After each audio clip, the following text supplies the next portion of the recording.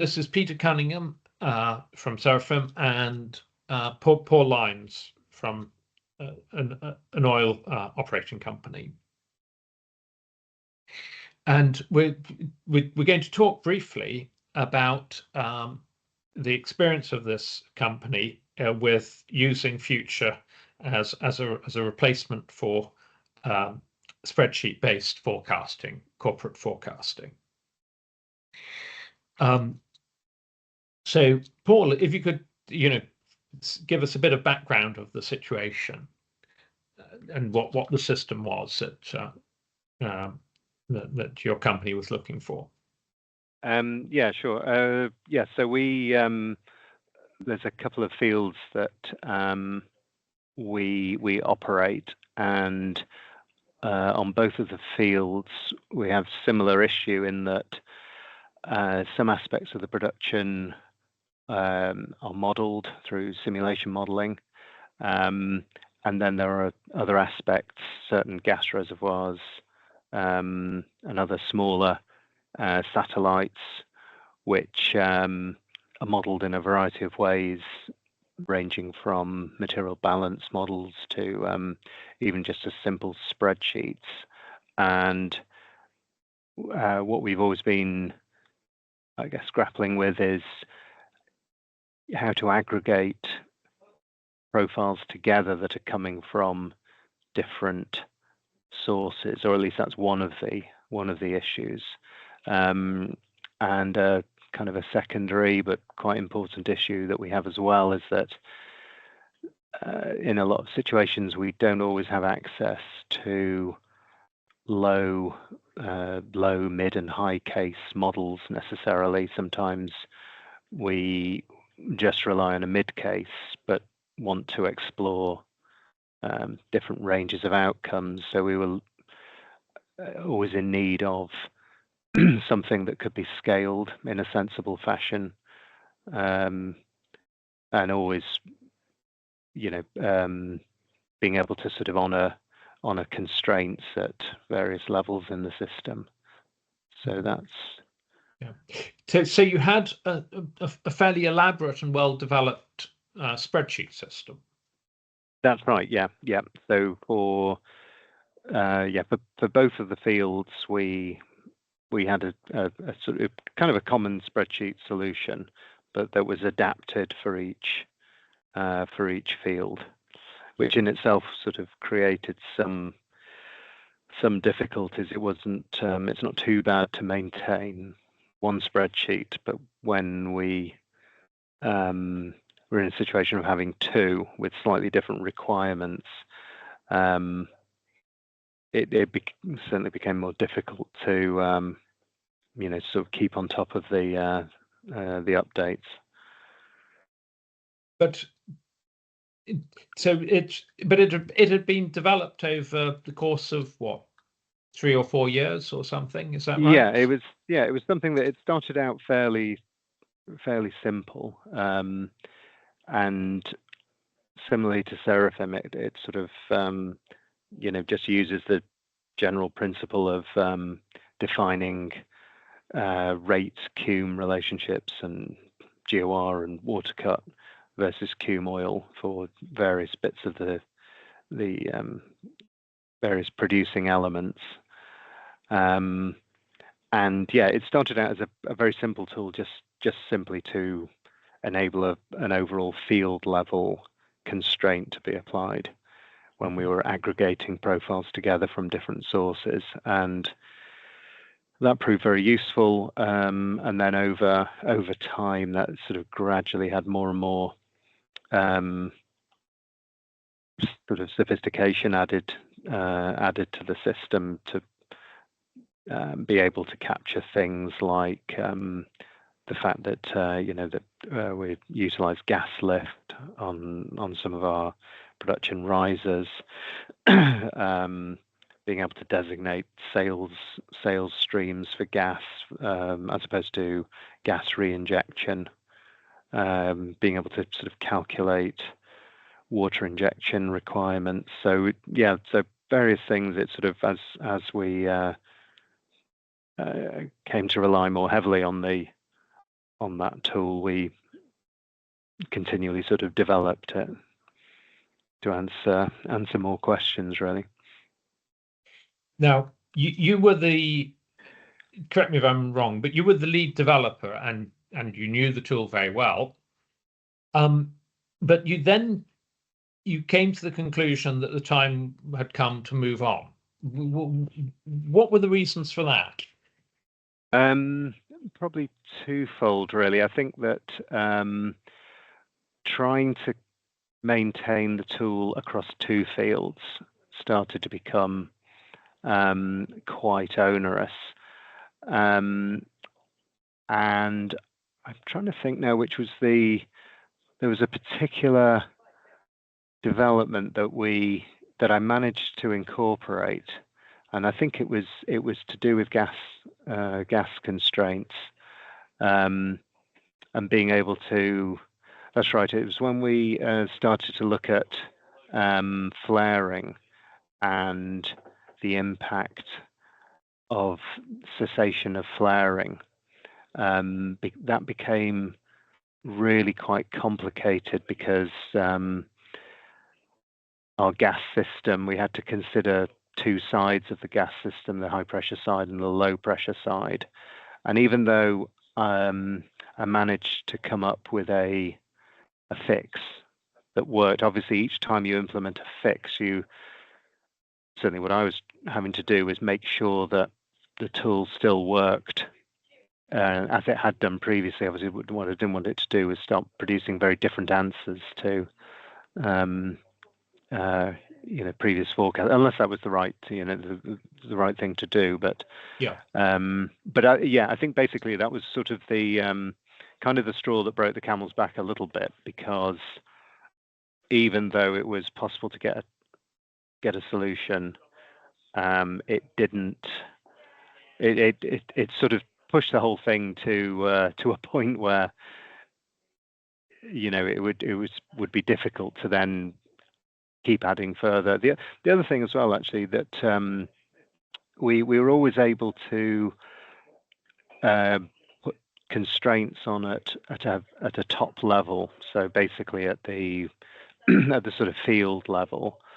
And more we're starting to realize that certain parts of the system, certain manifolds, if they had their own constraints, the way that the spreadsheet was constructed just didn't lend itself at all to be able to put constraints at different levels in the system. So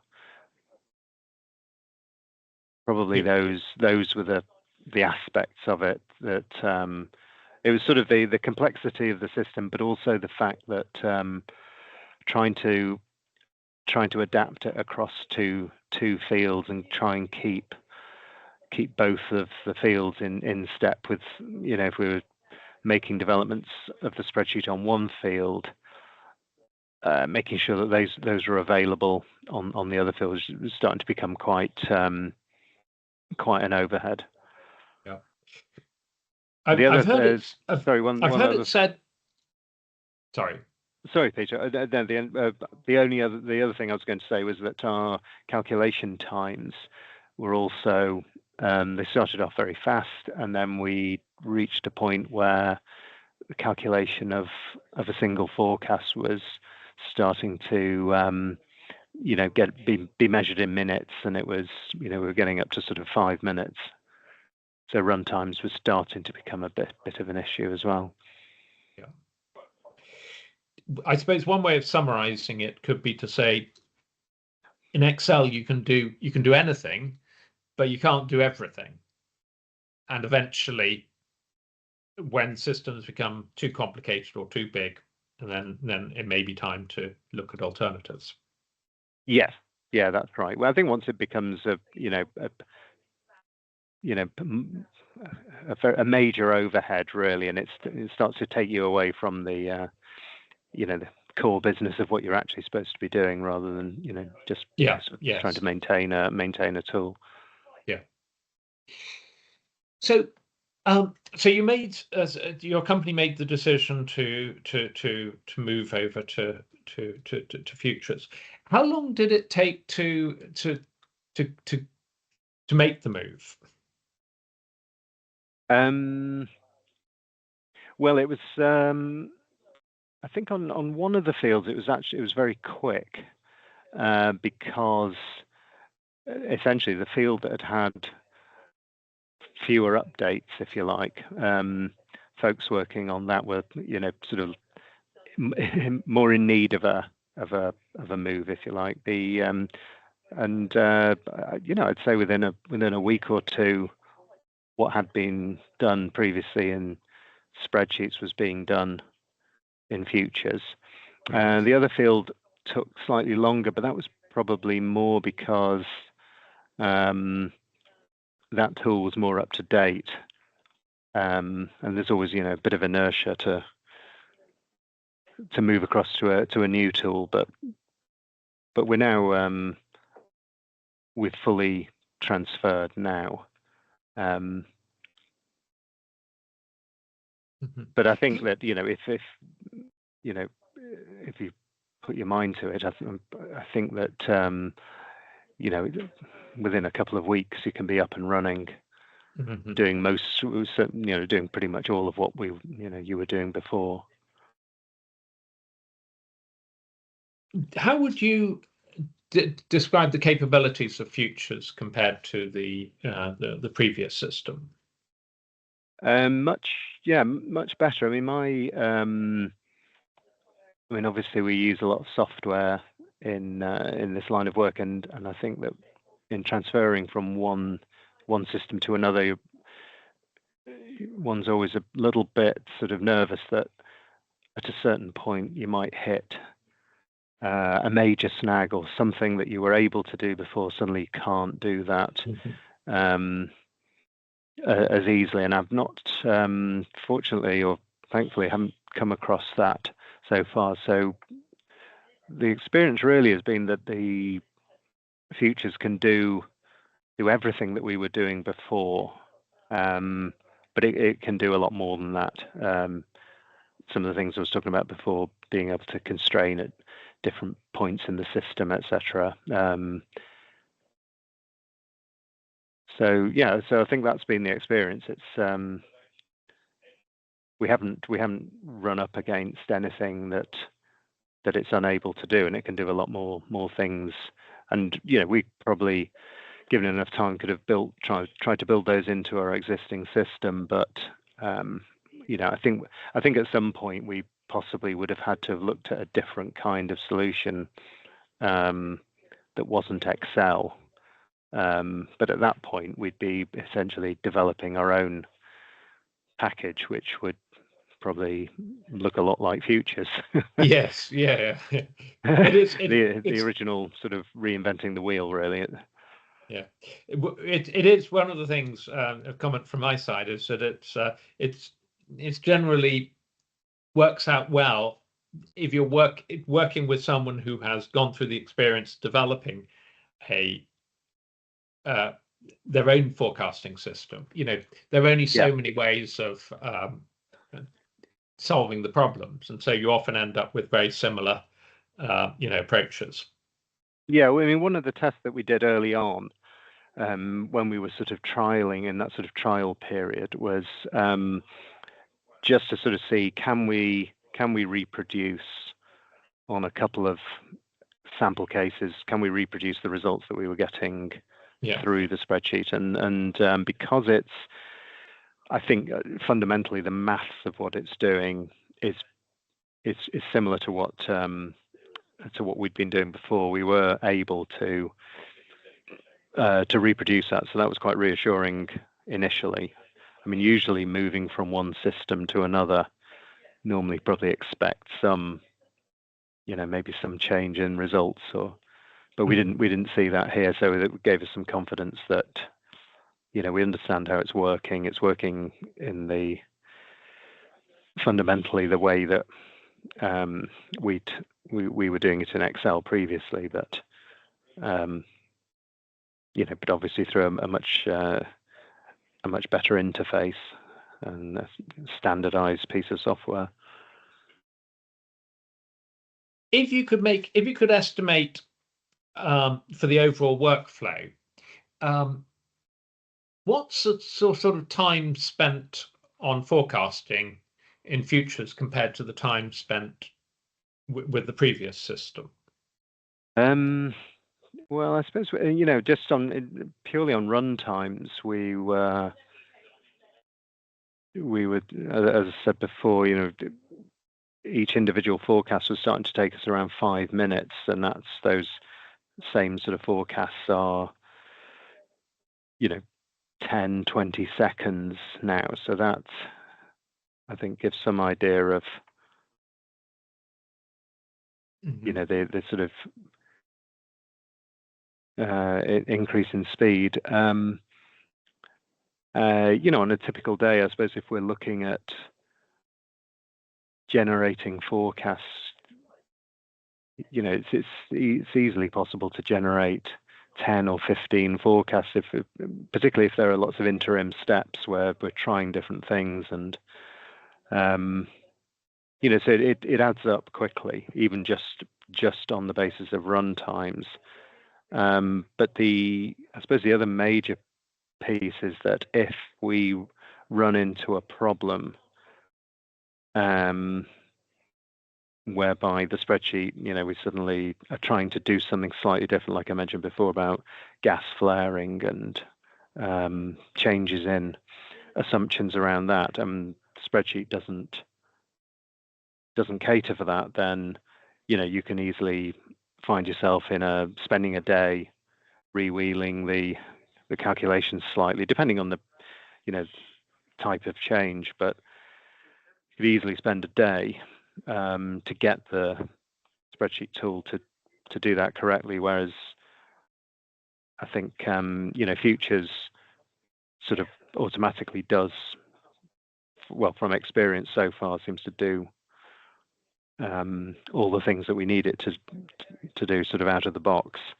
And then I guess where there are any sort of modifications and things, then we can phone you Yes. and get you to implement it. Well, there is this sort of support side of it. That's the service we try to provide.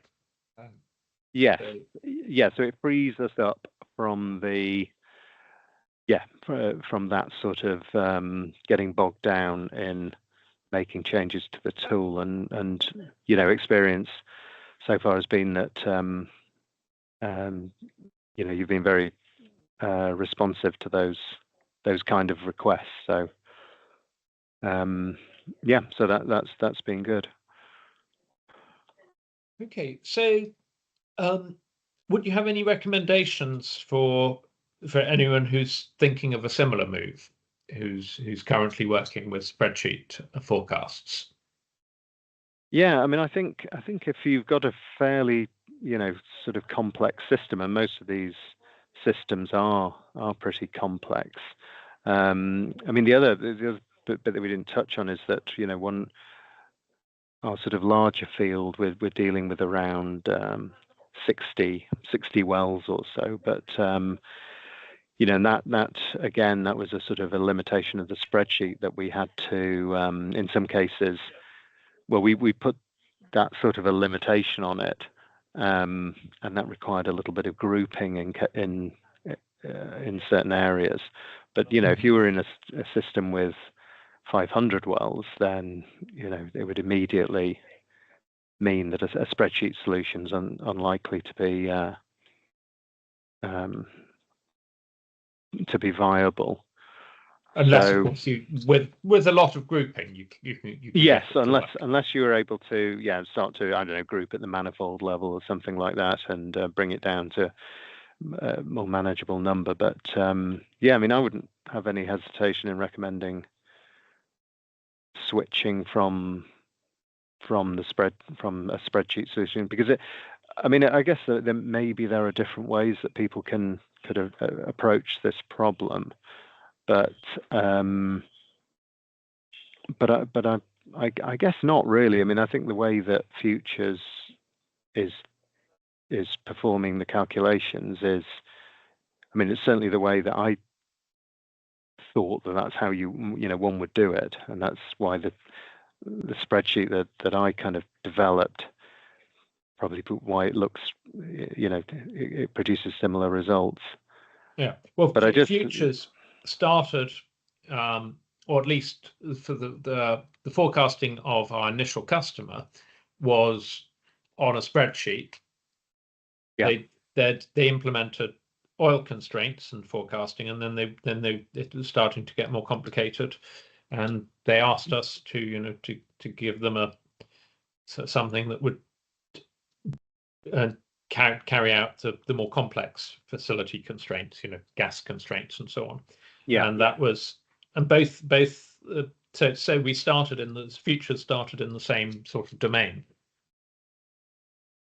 Yeah. But 20 years on.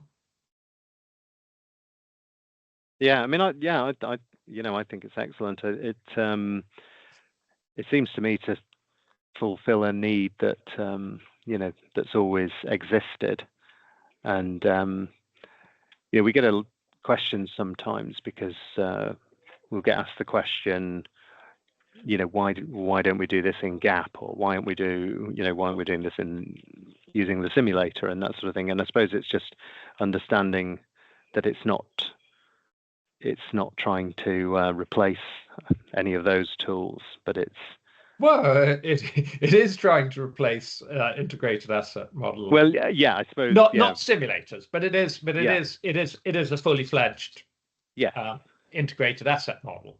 Yes, yes, you're right. Yeah, I mean, we haven't used all of the capabilities yet, but I think that to be fundamentally sort of being able to aggregate profiles, and particularly taking in a situation where you've got a lot of forecasts of different parts of the system coming, they don't necessarily always come from the same tools. Yeah. And being able to bring them together into one place that will honor the constraints, allow downtime to be correctly handled, make movements in terms of schedule. If the schedule changes don't change the results too drastically, then it's a good way of getting a quick look at